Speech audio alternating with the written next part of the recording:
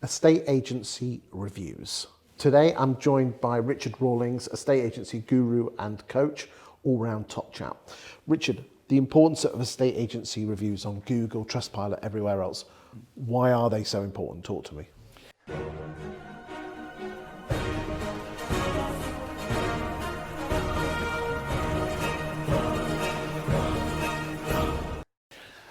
Really interesting, because at the moment, so many people are reliant on reviews because it uses the power of social proof to overcome risk. The risk is the big thing. When you're putting a house on the market and choosing which agent, the risk is huge. The risk of getting it wrong can cost loads of money, loads of stress, and in fact it's almost easier and safer not to put your house on the market at all than it is to take the risks involved with putting it on the market and indeed choosing an agent. So when it comes to selecting an agent, of course, people might have a couple of ideas in mind. I'm predisposed towards this agent, I've seen them around, seen their boards, and you go onto it, and the first thing you see, of course, is the review. You can't help but see it. And a review is far more powerful than the marketing an agency could put into it. I mean, Airbnb, who's going to let a stranger come and stay in their house?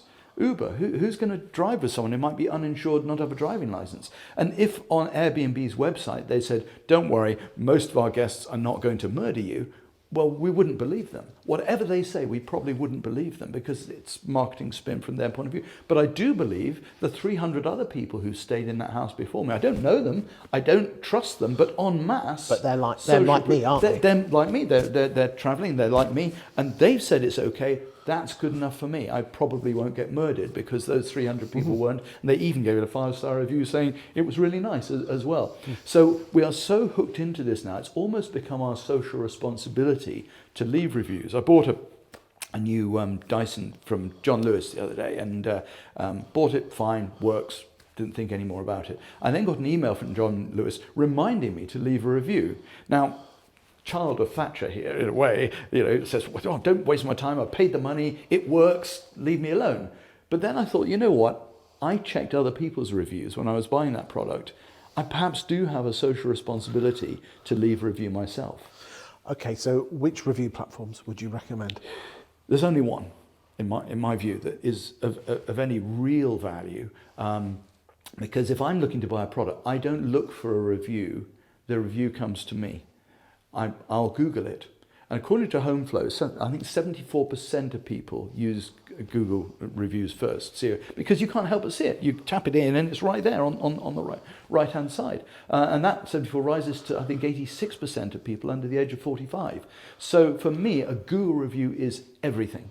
Anybody whether they're looking for a review or not, they will be seeing the Google review.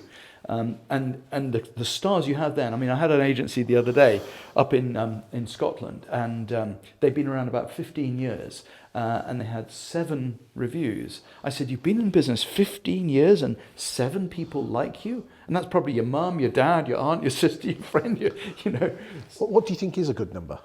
5. Sorry, a good number of people. Sorry. We've got to be looking for 200 plus.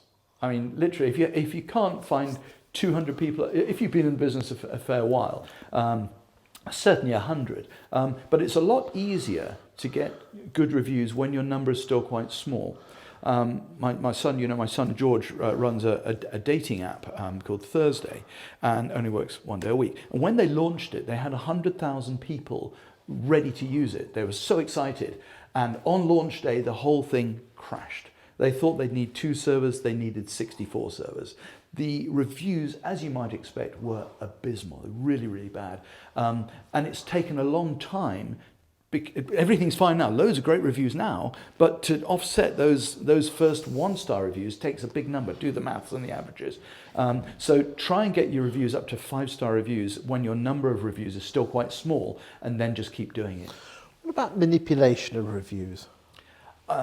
I don't think you can actually. I think I know I can only speak Google reviews. I think they're quite well moderated, but it comes down to numbers at the end of the day. I don't think you can farm this out to India. This is real people. You're asking real people what they're, you can manipulate it by asking people to give reviews. And that was the next question. What advice would you give to estate agents to generate good reviews? Ask happy clients. It is as Yes, simple as you've got to ask. Only answer happy ones. And when you ask somebody, would you mind, it means so much to our business, could I trouble you to give us a review? If it's anything other than 5-star, please do let us know so we can improve. But it would be so lovely if you'd be kind enough to give us a 5-star review. Look them in the eye and say, would you mind? Okay, you said happy clients, but what point of the sales progress? That's a really important point, because so often the natural thing is once the deal is done, the sale is done, on completion, ask them to do a review. Completion, that's the last day you should ask them, because they're moving house. The house isn't as nice as it was when they first looked at it, because it's now empty. They've got children to manage, dogs, suitcase removals. It's a nightmare day. So ask people on their happiest day, which is day of exchange. That's the day, that's their champagne day. There's nothing else to do on exchange but celebrate and to thank your wonderful agent for getting it over the line. So that's the time to be doing it. And it doesn't just have to be with people you've bought or sold for, buyer and seller alike. It can be people who've had a good experience who, for one reason or another, then withdraw their property because of something more personal than the agent failing. Or it could be buyers, you've had a great relationship with them, gone really well, you just don't happen to have the right stock for them. You can still ask them if they'd mind doing it.